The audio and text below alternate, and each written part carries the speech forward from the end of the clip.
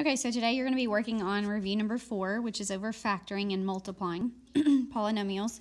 I wanted to go over a few things with you on the review. So on the first 6, all you're doing is you're multiplying. So you'll be using FOIL or distributing to every term, and then you're combining your like terms. So I'm not really going to go over any of those. You should be able to work on those on your own, but I am going to go over a few of the factoring ones. So let's look at number 10. Okay, so remember, the very first thing that you're always checking for is a greatest common factor. So if you look at your 3 terms there, the greatest common factor of those 3 would be a 3. So we're going to take a 3 out. When we take out a GCF, we're just dividing all of those terms by whatever that GCF is. So we're going to be left with 3x squared minus 2x minus 5. Okay, so once we have taken out the GCF, then we're looking to see how many terms we have on the inside, because we're going to factor what's on the inside if it can be factored. So notice we have 3 terms on the inside, so you always want to do sum and product, which means you're going to add to the middle, which is -2, and then multiply to the outside numbers, which would give you -15. All right, so we need to find out what adds to -2 multiplies to -15. So that would be a -5 and a +3. If you do not know that in your head, then write down all the multiples of -15, okay?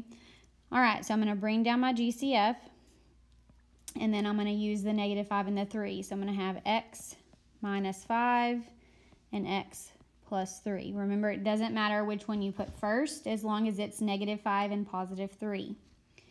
Okay, so now notice that x times x is not going to give me 3x squared. We're not finished.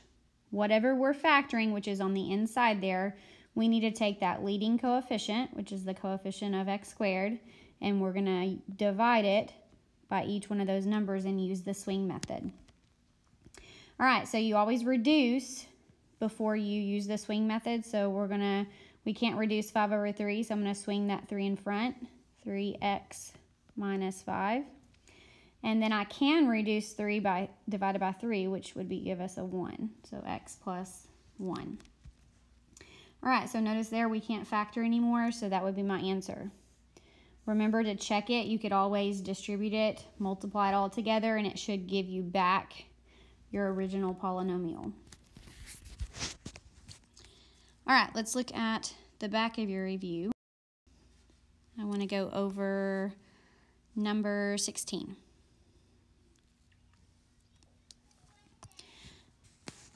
So remember, first thing is greatest common factor. You always check for that at the very beginning. So notice the greatest common factor of these 2 terms would be a 5. So I'm dividing by 5. That would be 8x cubed. Plus 1, we've gone over this multiple times. Anytime you're dividing a term by itself, you need to put a 1 there. All right, so then we're checking for 2 terms. We have 2 terms.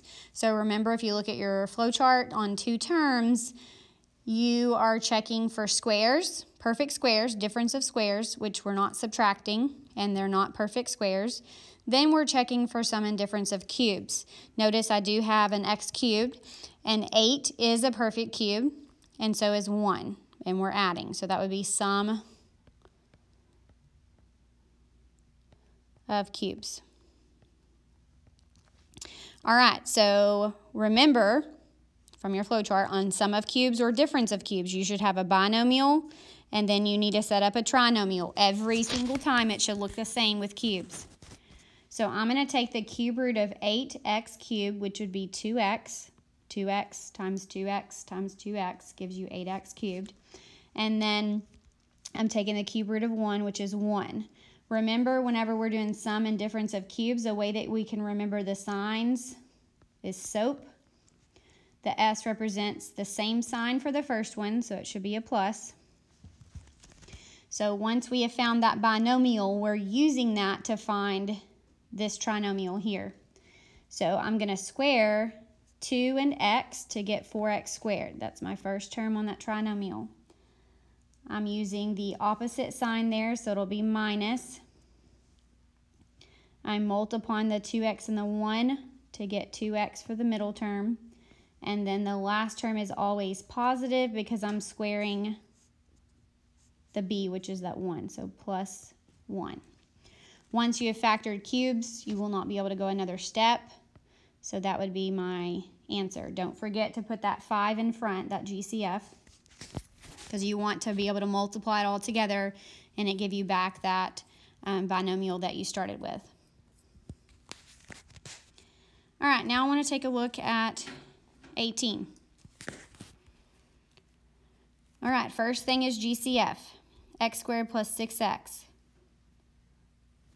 All the examples that when we went over, number 10 and number 16, they all had a number in common. These do not have a number in common, but they have a variable in common. The greatest common factor between these two would be an x. So I'm going to take an x out. When I divide x squared by x, I get x. 6x divided by x is 6. So then I'm checking the inside. It's 2 terms. We check for squares. We don't have perfect squares. And then we check for cubes. We don't have perfect cubes. So we cannot go another step. The answer is not prime because we were able to take out a GCF. So this would be my answer there. So sometimes you're only able to take out a greatest common factor, and that's as far as you can go. All right, let's look at number 20. Okay, so number 20, GCF first. Notice they have a 4. So greatest common factor would be 4. I'm dividing each one by 4, so I have x squared minus 1. Inside, I'm checking, I have 2 terms. So 2 terms, you need to check for squares, perfect squares, and it has to be difference of 2 perfect squares. Notice we're subtracting. X squared is a perfect square, and so is 1. So this is difference of squares. So remember, on difference of squares, if you look at your flow chart, you're going to have 2 binomials anytime you have difference of squares. So we're going to take the square root of x squared, we'll get x. The square root of 1 is 1. Remember, one needs to be plus, the other one be minus, so the middle term cancels, and you multiply and get -1. You should be able to multiply that all together, and it should give you back that 4x squared minus 4 at the end. Okay, so now you need to work on the rest of the review. The test will be tomorrow, so make sure that you can always refer back to your flow chart if you need help with the factoring part of it. You can use notes on it. If you have any questions, you can come before school, okay?